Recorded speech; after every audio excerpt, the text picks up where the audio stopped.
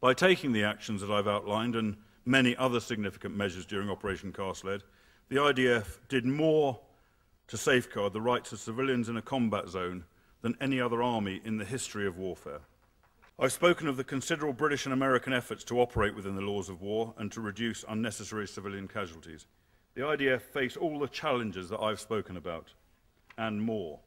Not only was Hamas's military capability deliberately positioned behind the human shield of the civilian population, not only did Hamas employ the range of insurgent tactics I talked through earlier, they also ordered, forced when necessary, men, women and children from their own population to stay put in places they knew were about to be attacked by the IDF.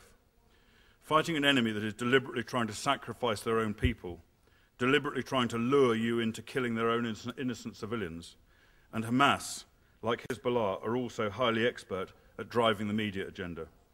They will always have people ready to give interviews condemning Israeli forces for war crimes. They're adept at staging and distorting incidents. Their people often have no option than to go along with the charades in front of the world's media that Hamas so frequently demand, on pain of death. What is the other challenge faced by the IDF that we British do not have to face to the same extent? It is the automatic Pavlovian presumption by many in the international media and international human rights groups that the IDF are in the wrong, that they're abusing human rights. So what did the IDF do in Gaza to meet their obligation to operate within the laws of war? When possible, the IDF gave at least 4 hours' notice to civilians to leave targeted areas targeted for attack.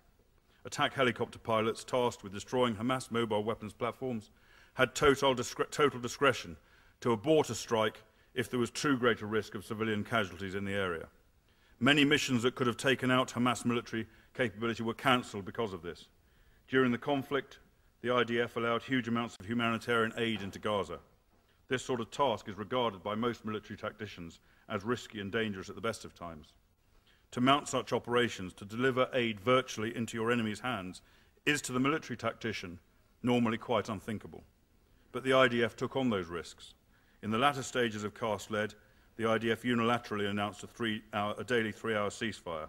They dropped over 900,000 leaflets warning the population of impending attacks to allow them to leave designated areas. A complete air squadron was dedicated to this task alone. Leaflets also urged the people to phone in information to pinpoint Hamas fighters, vital intelligence that could save lives.